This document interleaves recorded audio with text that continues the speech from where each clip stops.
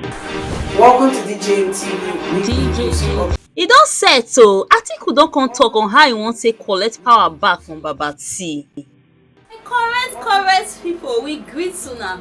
We welcome una to DJN TV where ogbonge tori and update dey shele. So if una never subscribe to our YouTube channel, make una hurry now go subscribe o, and also turn on the notification bell so that anytime wey be like say we drop any update like this, una go dey notified sharparly. And also make una don't forget to follow us our Facebook page o. Anyway, make we quickly enter the tori wey we carry come for una. Atiku wey be di presidential candidate for PDP don come talk confidentially about him to collect power back from Baba T. He talk am with full chest to NAS members dem. He talk say the result wey INEC announce say dem all know say mago dey inside, and that's why dem dey challenge the whole process for court. Say im believe say na time e go take say im go take collect im power like this back. Anyway, my people, make I leave una make una watch this video. If una no willing to see this video where Atiku dey talk all these things to NAS members, make una watch this video. We dey come. Your Excellency, Governor Makinde, Deputy Chairman, Nigeria's Governors Forum, Your Excellencies, all our governors present, particularly the newly elected ones and the returning ones, our acting chairman of the BOT and former Senate President, distinguished senators and members of House of Representatives, particularly the outgoing, and congratulations to our newly elected governors and members of the National Assembly.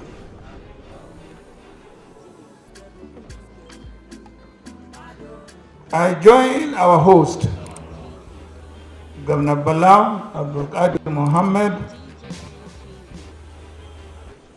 Auram Bauchi, and Jagaban Katagum, our acting national chairman, Ambassador Damagun, and other previous speakers in welcoming all of you to this very important event, a retreat for the National Assembly members-elect on the platform of the PDP and other minority parties.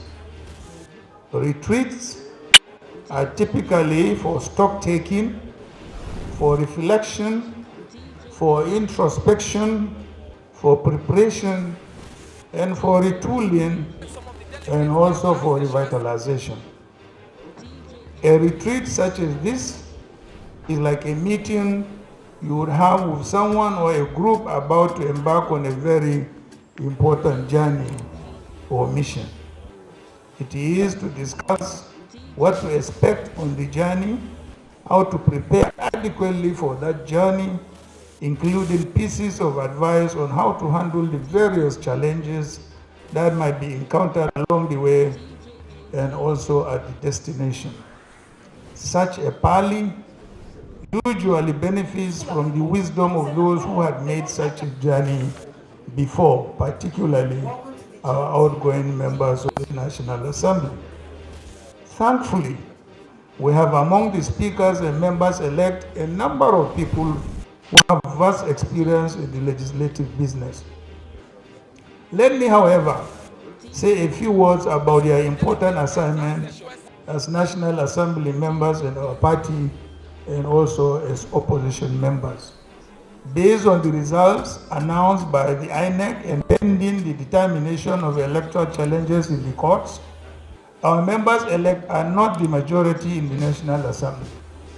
So, for the time being, they have to prepare to work as an effective, constructive opposition while also preparing for possible role as the majority party when the cases are resolved. Don't ever lose hope. The role of the opposition is holding the government and majority party to account. And in doing so, you demonstrate that you and your party are ready to govern at the shortest possible time. A government in waiting, so to speak.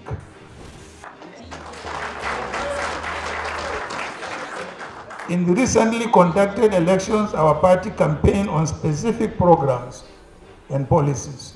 You must remember those and that Nigerians expect your work as National Assembly members to reflect those promises that we made to them. That you are not currently in the INEC selected governing party is not an adequate excuse.